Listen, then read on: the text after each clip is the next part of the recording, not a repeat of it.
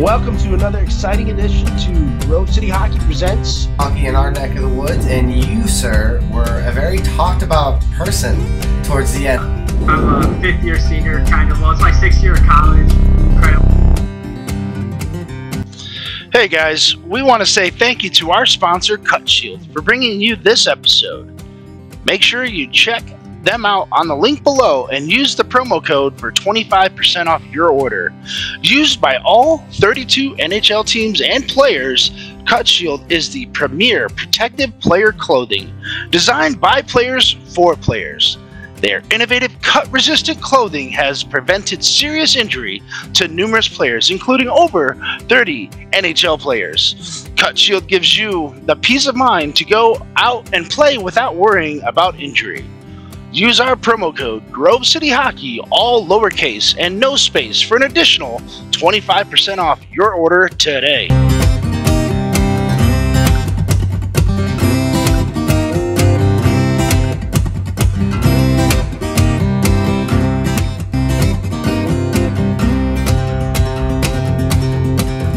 Welcome to GCH Podcast. I'm your host, Ben W. Stock, and with me is a very special guest. I've got the crew from the Tour RoadRunners that just got done winning TORHS Nationals Single A. I've got Santo, I've got Dylan, I've got Josh, and I've got Hayden. Boys, how are we doing tonight? Going on? What's going on? How are we doing? Good. Doing great out here. So Hayden, tell us a little bit about you and what you guys were willing to accomplish winning the national championship at TORHS a couple weeks ago. Yeah, so first of all, thank you for having us. This is going to be great. Very looking forward to this. So going back in the beginning, Santo put this all together, and I was one of the first kids to kind of be on the team per se. I was kind of with Santo when he first started this, so it's been interesting to see how the team's evolved over the years. So last year, going back, we played single A in nationals at TORHS, and we actually came up just short in the semifinals. So we had a very bad taste in our mouth after what happened the year before. So it was kind of a mission to go back there this year and kind of finish business. So that was kind of the whole plan for the entire year. Every tournament we did, every game, every weekend that we were on the road, everything we talked about was just going back there and not having the same feeling that we had last year. So that was definitely at the forefront of a lot of our minds, especially the new guys too. Josh has been on the team, Santo built this thing, but Grizz, for example, Dylan, he's a new guy. He came in with one of his best buddies who he played defense with and did a great job, and he kind of gelled with the boys well. So it kind of worked out how he built the team. On some pieces that we kind of had to clean up. It definitely worked out. At the end of the day, we ended up winning. So it definitely paid off in the end. It was great. Nice. Now, Dylan, you're playing defense, right? You said you, or at least Hayden mentioned that. What was that like? Were you able to play any other tournaments prior to this, or was this the first the first real tournament with the boys here? Oh yeah, first tournament with the RoadRunners for sure. I played a couple of tournaments leading up to TORHS, and admittedly not as much this year as last year. I'd played 2 or 3 tournaments, a couple of regionals, and then Wish Cup right before. And Diggy and I, Taylor Dignan, he's my D partner. Been playing together for years at Wish Cup, and I think it was last year. I don't know exactly the timeline, but we were out there playing Nuts Pro for Wish Cup, and Diggy was staying with me, and he was like, "Man, I'm going to go play RoadRunners this year." So this is the year prior, and oh shit, okay, man, good on you. And then right after, he had hit me up and said, there may be an opportunity you can get me on the team, and growing up playing, you always seen the RoadRunners jerseys, and other 6. I was like, yeah, let's do it, and ended up being a great time. Beauty group. Yeah, we gelled well, like right from the beginning. So it was good. Awesome. Santo, man, you look like you're having some audio and video issues there, bud. You all right? Yeah, I am. Give me one moment. I'm sorry. Oh, you're good. Go to landscape mode, though.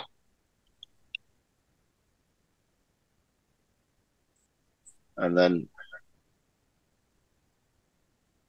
All right, fellas, I'm back. Sorry about that. Okay. Oh, you're good. Like I said, go to landscape mode.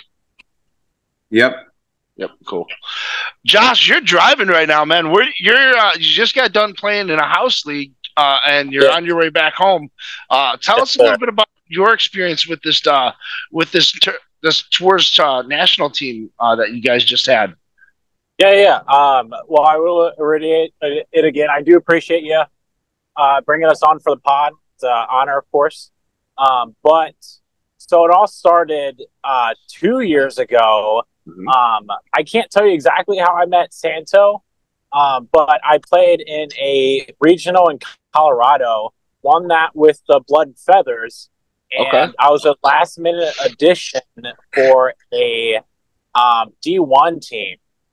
And Santo was supposed to go. I think he got sick last second, whatever.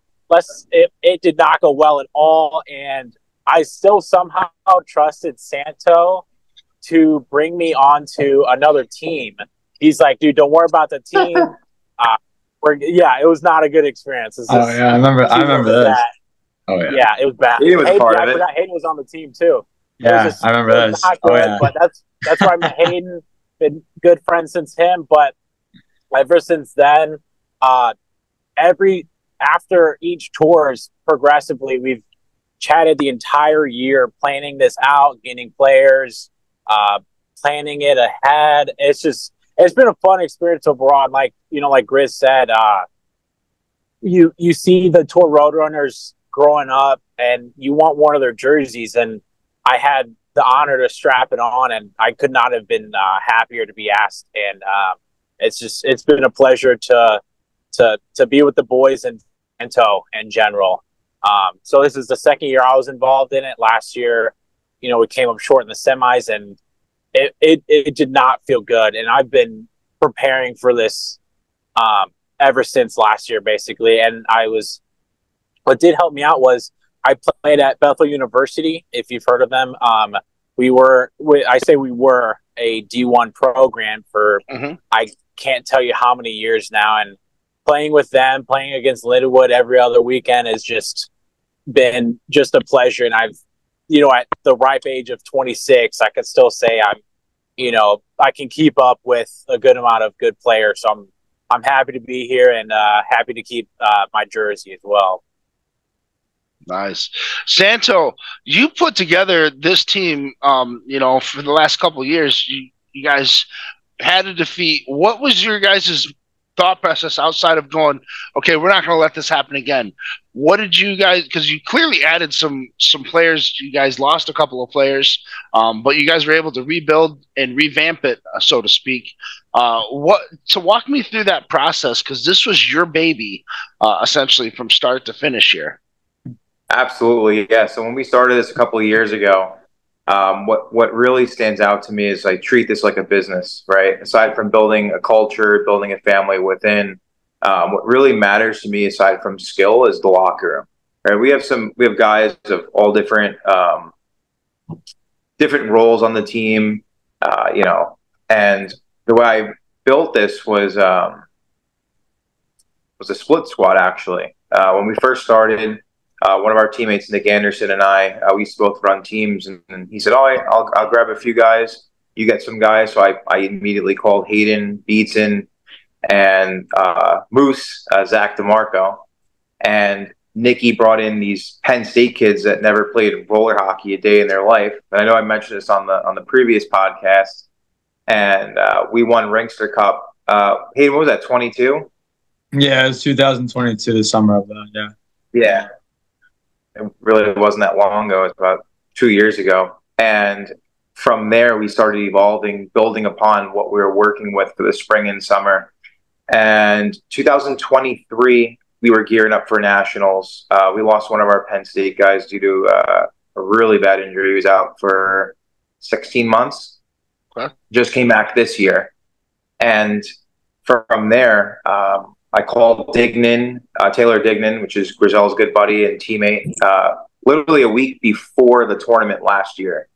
And I felt like I had to persuade the guy to come. And he's like, absolutely, I'll be there.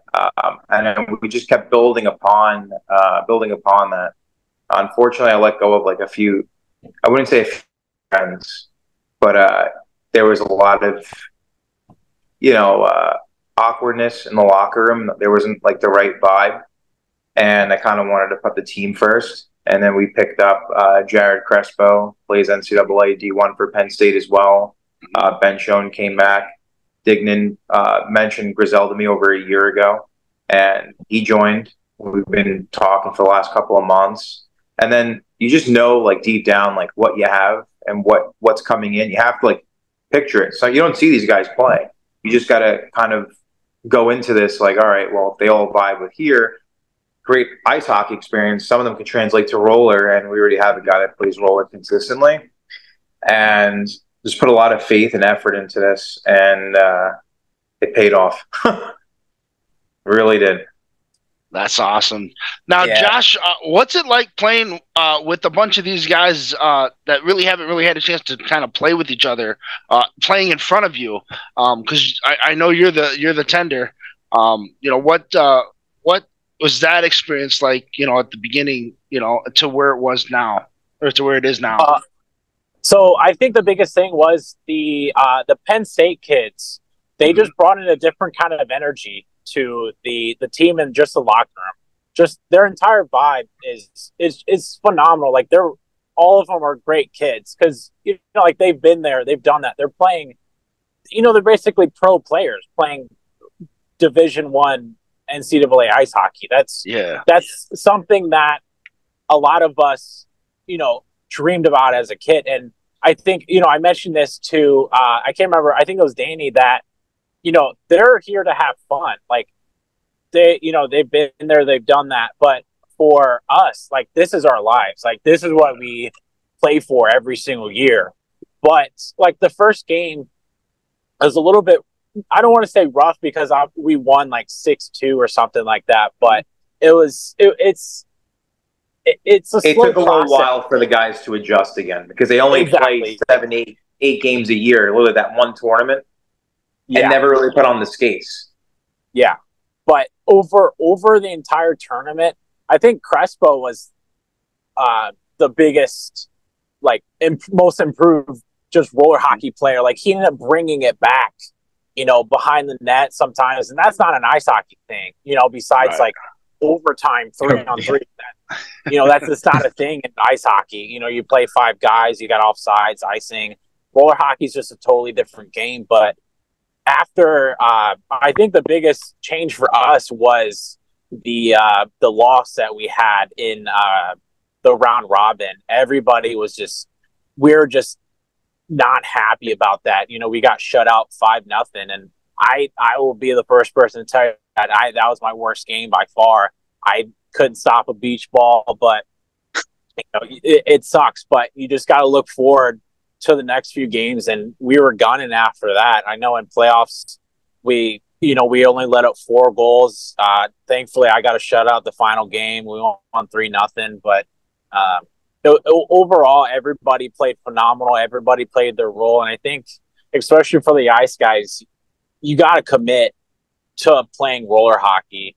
Everybody knows their part, and Hayden, he didn't play the most minutes, but every time he was out there, he was gunning it. He would block shots, he'd pass, do everything correctly, get off and wait till his next turn. Because I know Grizz and Diggs, they probably played the most defensively sound. It was just crazy. They blocked up like nothing, just eat and as a goalie, I love that.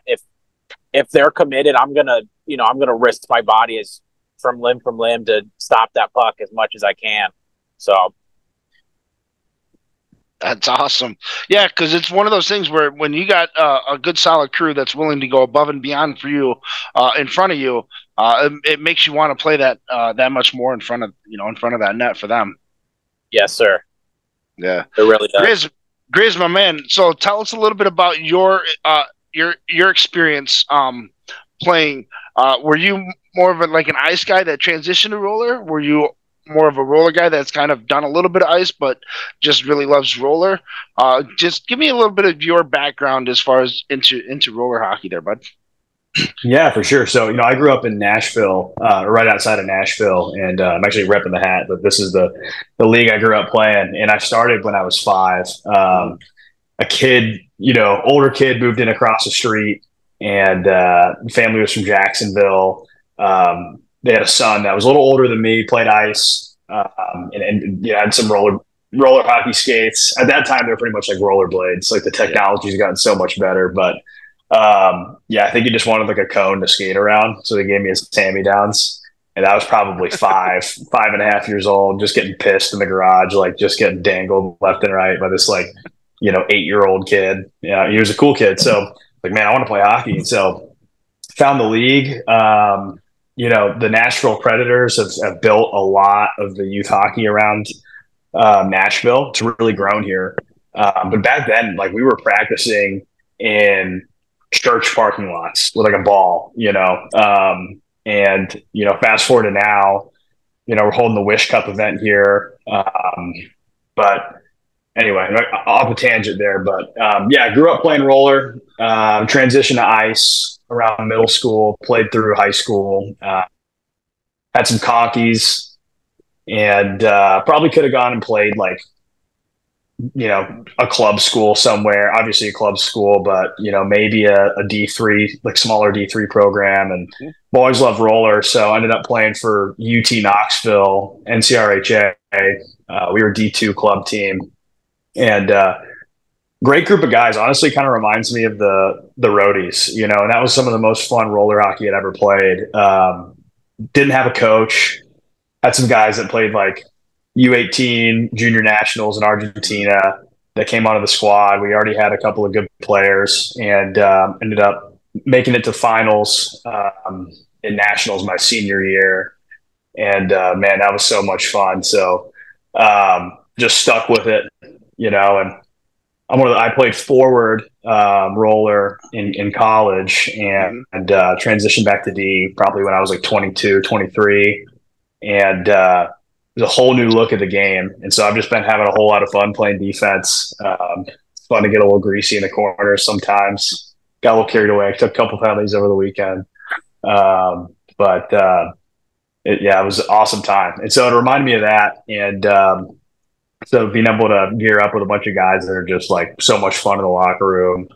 We partied hard too the entire weekend. That's where Bogo comes into play.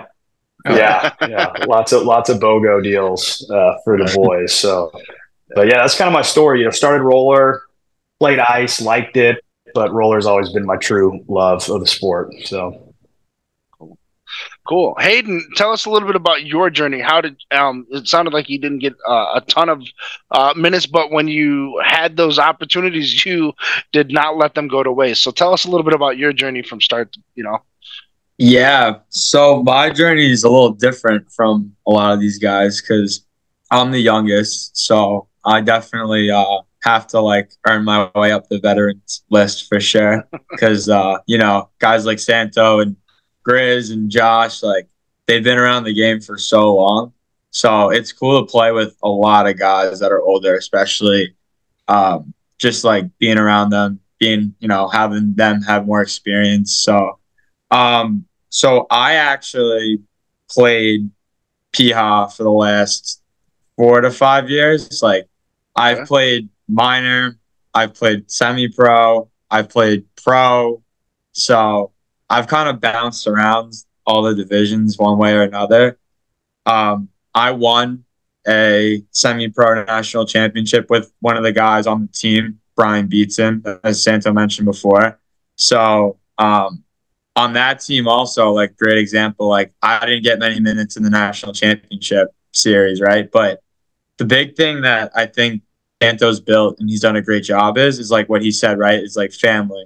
This is a team. So kind of knowing like, what your role is. And, we have NCAA Division I ice hockey players, right? Like Josh said too, all of us at one point in our life wanted to go to the NHL. Like that's what we dream of as kids. So to have kids on our team, especially that have a pretty solid chance to do that or play some sort of professional hockey at a high level, you kind of have to recognize like where the talent is on the team, but also learning like how to keep guys in check too. Like I said, like playing pro and semi-pro and minor, like you're playing with a lot of guys that are between the ages of like 21 and 40, right? Mm-hmm. So when you're like an 18-year-old kid playing semi-pro for your first year, right, and you're playing against a lot of these guys, like you kind of realize fast that the game's different. So I grew up in Long Island, New York, so very roller hockey rich area. I played for Jay Miro as a kid. I played for VO when I was a kid also. So, kind of being in a lot of different areas and teams and divisions and all this experience, like you definitely kind of learn with the talent you have and the roster you have, like what your role is. But like Grizz said, like you don't trade that stuff for the world, right? Because at the end of the day, it's like your experience and what you bring to the team is invaluable. So minutes is like great, but if you're also supporting on the bench and keeping everybody in check, like it makes their job going out there easier. Like Grizz and Diggsy, like I talk to them a lot. Grizzy knows that. Probably times where Grizzy didn't want me talking to him, but just keeping guys locked in is like very important because at the end of the day, it's like it's a mission and it's a marathon. So one game is very important and you got to take one game at a time. So definitely a different way of growing up and playing the game. But like I said, like I played ice hockey growing up, but playing against guys like, Joey DiMartino, like I went to Farmingdale and played against Max Halverson in practice and Joey D and Mula and Corso. So when you grow up playing against a lot of these kids, like you said, like you kind of just get experience and everybody has their own way of getting one way or another. So definitely grateful for like being where I am now. And like I said, it was probably the best. Like I've won championships. I won national championships. Like that is the number one week for sure. It's not even a question for sure. Well, yeah, it's really cool is that you've had a chance to play with current members of Team USA, and on a weekly basis and even on a daily basis. So don't sell yourself short on that. So that's got to be some pretty fantastic memories right there. I'm sorry. I don't know what to say. Yeah, it says my connection's unstable, and I'm like, that's not good. No, so it's like you had a chance to play with some current Team USA members, which is pretty phenomenal. And not only that, but like on a daily basis too. So I think that's speaks in and of itself to you and your talent level as well. So like, I mean, hell, man, that's pretty cool when you know that hey, this is your role. And you're gonna take it. You're gonna run with it, and you're gonna do the best you can. Those type of key role players are invaluable. You guys are a dime a dozen. As far as like when it comes to that upper echelon. So that's pretty cool. Yeah, we appreciate that for sure. Thank you so much. Absolutely. Yeah. Santo, my man, what is on the docket for the Tour RoadRunners?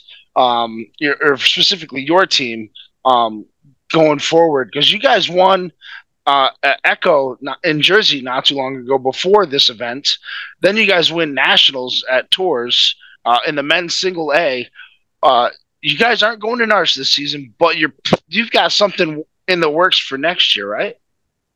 Yeah, we're gonna wrap up Ringster Cup August 10th, 11th, which is where this all began actually about 2 years ago. So that's more of a tournament that we all bond over, especially the local guys.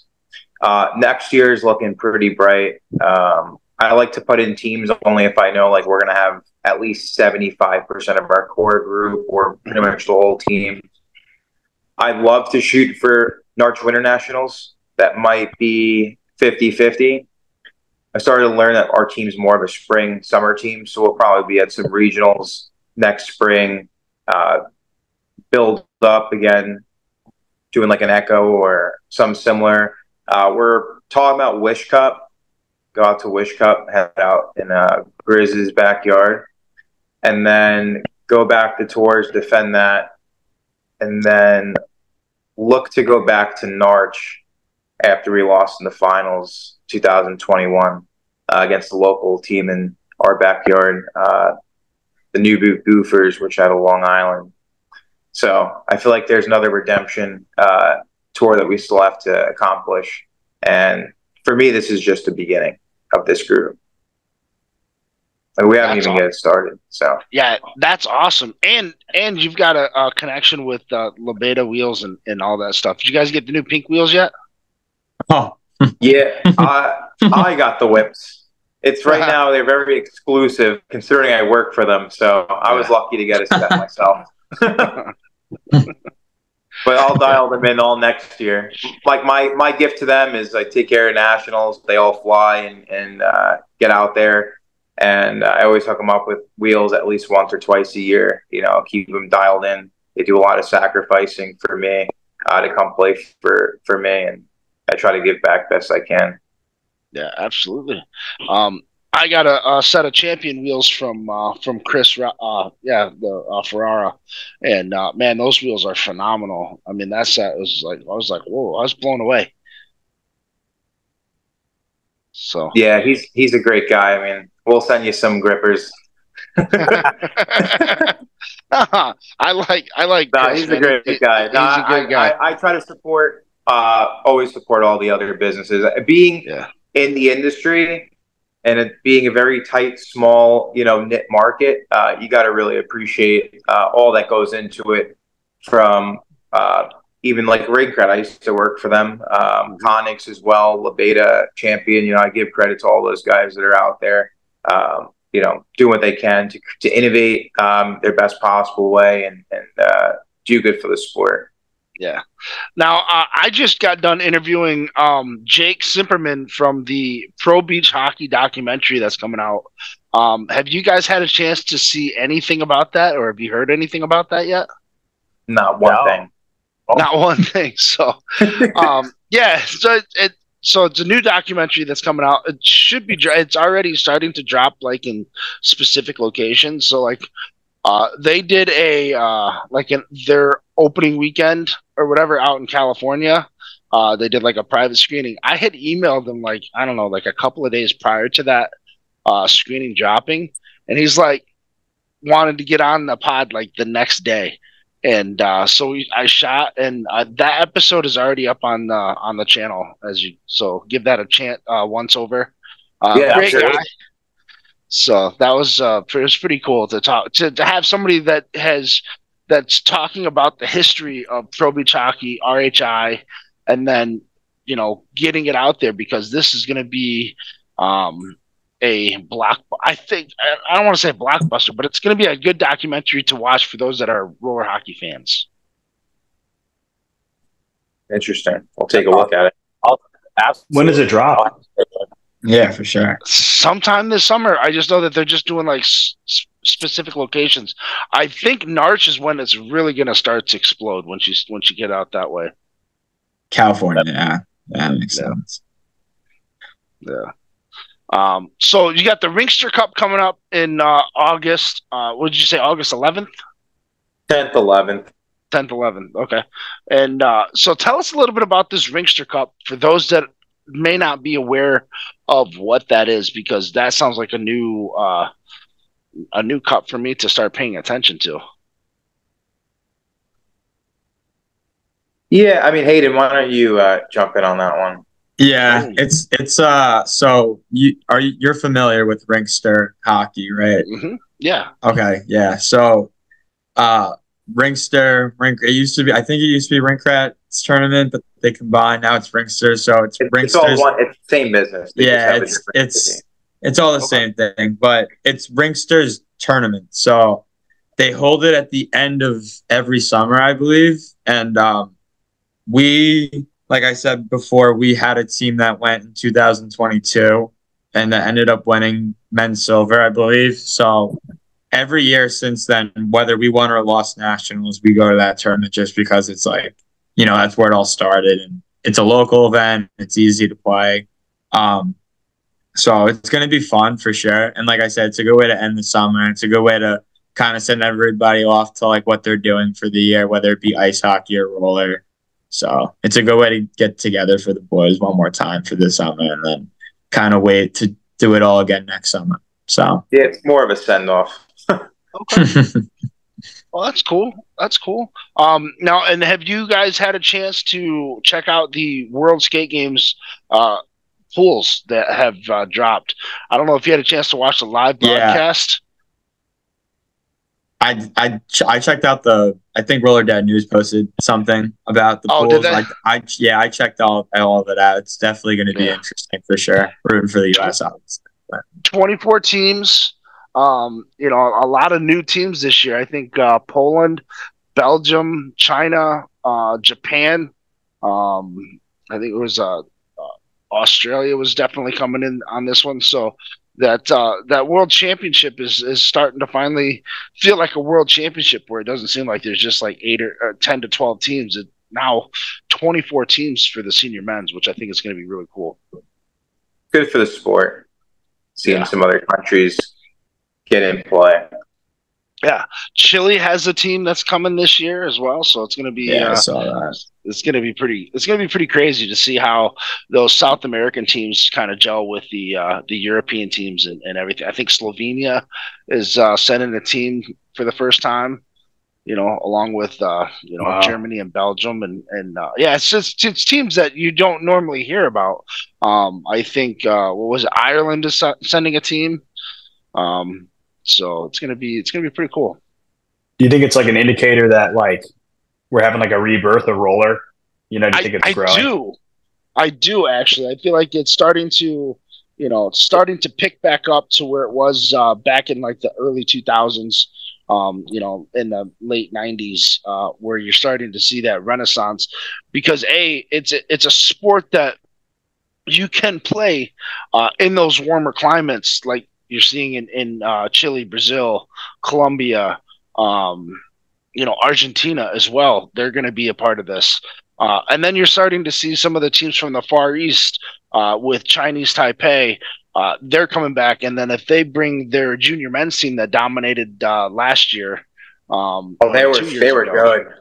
Yeah, I mean, they were phenomenal. I mean, they were smoking, teams that you wouldn't think they would have been beaten. Or beating, I should say. And then, again, you're not sure what you're going to get with China because it's an unknown team, and then Japan as well. So, and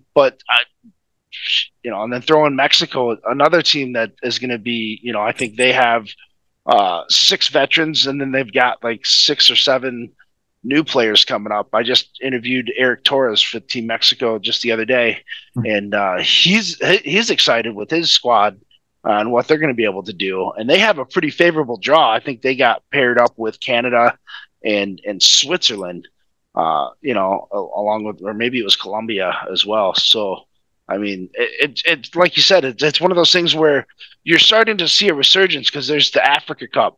There's the cup that they just had? Yes, that Palma just won. I saw that too. MIHA. Yeah, and I texted Kevin Mooney because he's playing with Palma right now. After he won his 4 championships in Spain with Club Molina. So there's a 32-minute video on YouTube with that. That's out. So if you haven't had a chance to check that out, that's something to check out as well. If you want the link, Santo, just let me know and I'll send it to you. Yeah, because it's one of those things where it's like, to answer your question, Grizz, it's one of those things where it's really cool to see all of these other countries, like you have the countries in Africa, Namibia especially, that place will hold a place in my heart forever. Those kids and those girls over there worked so hard to get to where they are. And they've been struggling. I don't want to say struggling, but they've been busting their butt for the last 10 years to get where they're at, and they were dominating Team USA just this past year. So I go ahead. Yeah, I was gonna say, like, when I was a kid, believe it or not, like, we went to Narch and we played the Cayman Islands. Mm-hmm. And as a kid, like, was there. Like, I'm gonna be completely honest. It really was. I played the same team. Yeah, they were phenomenal. They brought teams, yeah. Yeah, it was cool. Like, especially meeting them, talking to them, like, kind of like understanding that, like, their ranks are like very different from ours. Like, we're very fortunate to have what we have over here. Like, so you're like 100% right. Like, it's very cool to see the game growing in that direction. And like, as like us getting older and kind of like leaving the game, like, you kind of want to like leave the game in a better place than when you found it. Yep. So it's cool to see all these countries like entering teams and competing in these international tournaments for sure. Yeah, and hopefully the next step, in the next Olympic year, we're gonna see roller hockey in, because I mean, if they have flag football, they might as well have roller hockey. They have break dancing. Yeah, break dancing is now an Olympic sport. Yeah, that's and I'm going. Wait, what? So I'm just like, no. But yeah, so hopefully I see it in my lifetime. I know you guys would love to see it too.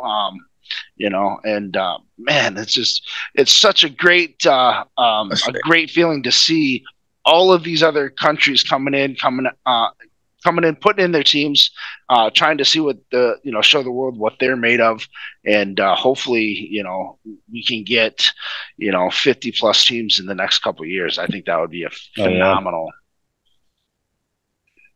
Not even to mention just in the U.S. I mean, it's growing so quickly, like, I mean, they're just growing up in the Southeast and in Nashville, like, we take travel teams all over the place. I remember going to Cincinnati a bunch as a kid, and we would just get smoked. It's like, we have no business being on the rink with some of these teams. We were playing like the TORHS Scorpions Black team, and, I'm in 95, so, some of these teams are really good. There's a lot of good 95s that are still around from all over the U.S., but now there's the kids that are growing up in our league. I'm fortunate enough to coach. They're putting together full squads of just Tennessee, Nashville guys, and they're going to win tournaments. And it's like, man, I'm happy for you guys, but I'm glad you don't have to go through a bunch of mercies in a weekend. And it's cool to see what like Nashville's grown to, and then you got Atlanta, which is a good hub, and Nashville, North Carolina is doing some big things now with their program. So yeah, I agree. I think it's growing. It's pretty exciting to see. Yeah. And you want to know? Can I add something? Go ahead. Because I feel like Ben, you would appreciate this. So you've played for a very long time. You've seen Narch, TORHS, State Wars, and all these different venues. Mm-hmm. Now, with Narch always parked in California, TORHS has always been repeat in Florida, and State Wars, they bounce around, which is great. Yeah. You see a lot of, even the men's, look, aside from youth, you see in the men's 30, 40, 50 teams. Mm-hmm. There's other states, other pockets of roller hockey that's very unknown. And do you feel if they went back to the way it used to be, like, oh, where are we going to go this summer? It seems like we all know the same areas. I feel like also it's growing, but also might make it a little bit stale because people don't want to keep going back to the same venue. For instance, like at TORHS, what happened this summer with rinks going down, ice, melting through the tiles. It's a business at the end of the day, aside from just roller hockey. But imagine if it moved around again, what type of market you would more so even open up in general. Right. Yeah, so that was something that was brought to my attention. Well, not necessarily brought to my attention, but that I had been discussing with a couple of other players as well, specifically on the pod. I think it was with Brendan Edwards with the NCRHA. Was one question that he and I had talked about was you have you have your Narch, which is basically your California base. So they've bounced around to a couple of different rinks up that way. State War stays right around in the Midwest. TORHS always down in the Florida area. One of the questions, maybe it was Vince Free too. He and I were talking about it too. He's like, what was one thing that you would like to see if you could make it happen? And I go, it's tough to find that centralized location that has multiple rinks, specifically in the central part of the country. So that way the drive or the flight is not that long.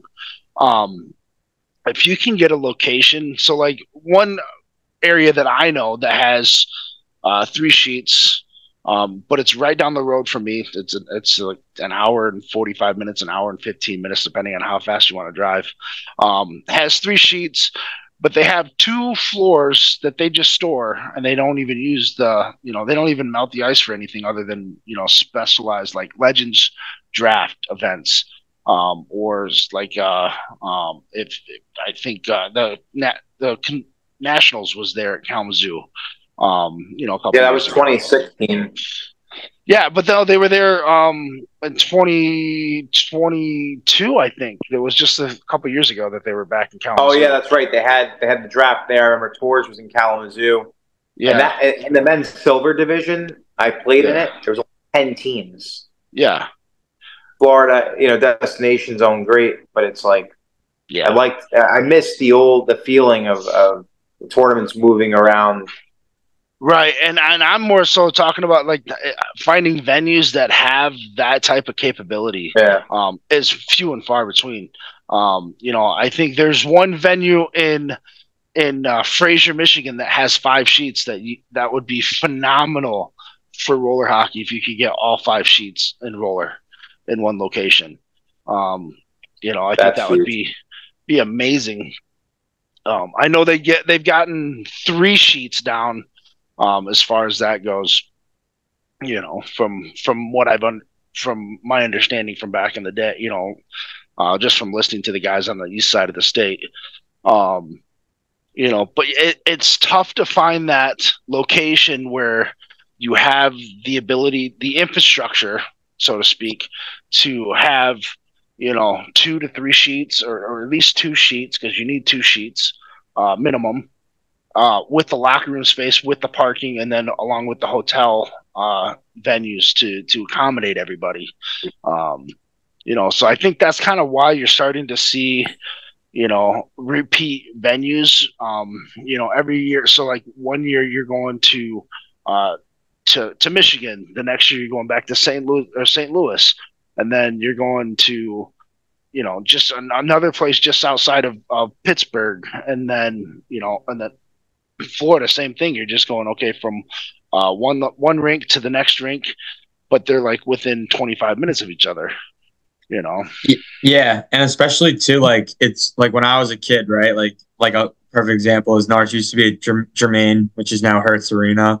Mm-hmm. That used to be like my favorite tournament to go to was Narch. So yeah, once they kind of like moved to California and kind of stayed out there, it was kind of harder for me as an East Coast guy to make it to that tournament.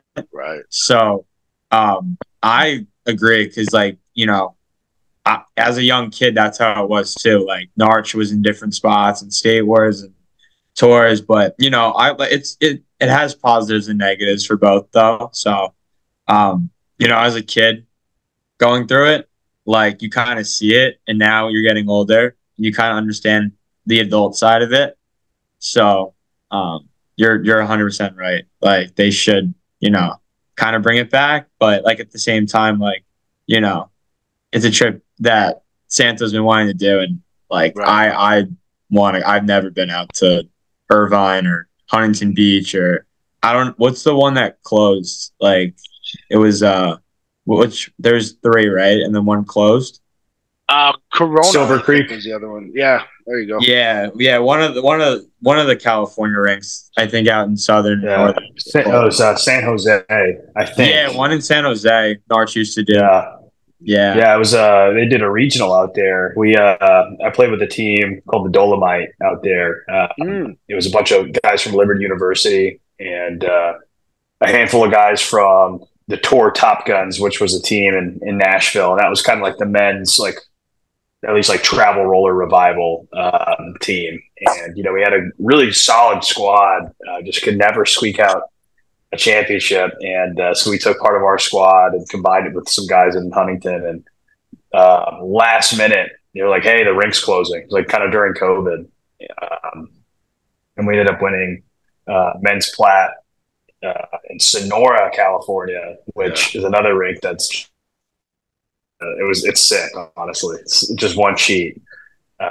So yeah, Hayden, you should make it out there for sure. It's an awesome guy. Yeah. Well, we'll get out there for sure. Have to take a country tour, as we all say. We're all talking about it. We gotta venture ourselves out there a little bit more for sure. It's more memories.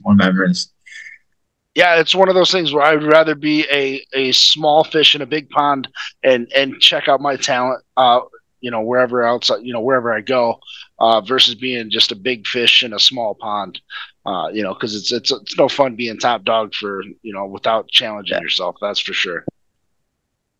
No, for sure. Josh, thanks for being able to turn on your video, man. We appreciate it. He's a handsome fella, isn't he? No, God, not at all. No, I just got back home, so we're good. Cool. All right. Well, unfortunately, that's going to do it for this episode. I want to thank Josh. I want to thank Santo, Dylan, Grizz. I can't thank you guys enough. Hayden, thank you guys so much for coming on the pod. This episode is going to be fun to edit and get up on the YouTube. And absolutely. Same time next year, Ben. Dude, same time in a couple of months, man. What are you talking about? Absolutely. Yeah, absolutely. Thank you for having us for sure. This was a blast. Yeah, thanks, man. Absolutely. Yeah, it was a lot of fun, and I had so much fun chatting with you guys. One thing that I do want to point out is that look for a tournament to pop up in Texas. I think that'll be something that you guys would absolutely love, because the guys down in El Paso, I don't think they're going to be putting on something, but I know Vince Free with Lebeda Freeze, he's been talking about trying to set something up down that way. And that would be a tournament to check out, because that's going to be just right outside of Dallas, Fort Worth, which is a central hub. Nice. So yeah, I'm telling you, that rink is pretty nice and pretty feasible for everybody. And I think you can get a direct flight, because Dallas is a straight hub. So yeah. And then, but yeah, like I said, if you get a chance to hit up El Paso, I think their league fees, I kid you not, are $40. I got a buddy that lives in El Paso. He's the sports nutritionist for UTEP football team. Big roller guy. If you guys know Michael Curtis, it's his brother, Steven Curtis. Yeah. Michael Curtis is a man. Yeah. He's a cool dude. Yeah, his brother's awesome too. He lives there. So, and maybe, some BOGO deals down there. You guys will find them easily. Bunch of sickos. I love you all. So some of these nights, man, I'm telling you, man, we burn the midnight oil for sure, and squeaked out some games. It was so much fun, man. Yeah. Hey, before we short here, that 5-0 loss also had to do with maybe 1 hour of sleep. Ooh. And the rest was history. Tactical error. Yeah. I'll never forget that night that me and my buddy, we got hammered before a game. And I mean, we got like you said, an hour, maybe 2 hours of sleep. And I remember puking not even halfway through the game. I was 3/4 of the way into a quarter of the way into the game, I started puking. And I took a slap shot from center court, and it went in, and then I said, "I'm done." And then everything was just spinning. And then we had to go have dinner with his mom afterwards. And so I was just like, I'm just gonna be just puking over here, Yeah, that reminds me of Hayden Thursday. We could definitely discuss the story that's off the prime. After that's when this doesn't hit the air. All right. Well, again, thank you guys so much for joining And that's going to do it for this episode of GCH Podcast. I'm Ben W. Stock. We'll catch all of you guys on the flip side. Good luck coming up with the next tournament you guys are going to be doing, the Ringster. Again, congratulations on your national championship for TORHS at the TORHS event. Santo, congratulations on your 2-time national championship at the same event. Thanks, man. Again, I can't wait to shoot the breeze with you guys again, and it's going to be a fun time. Yeah, same time next year, Santo said. We'll be there. A couple of months then next year. Yeah.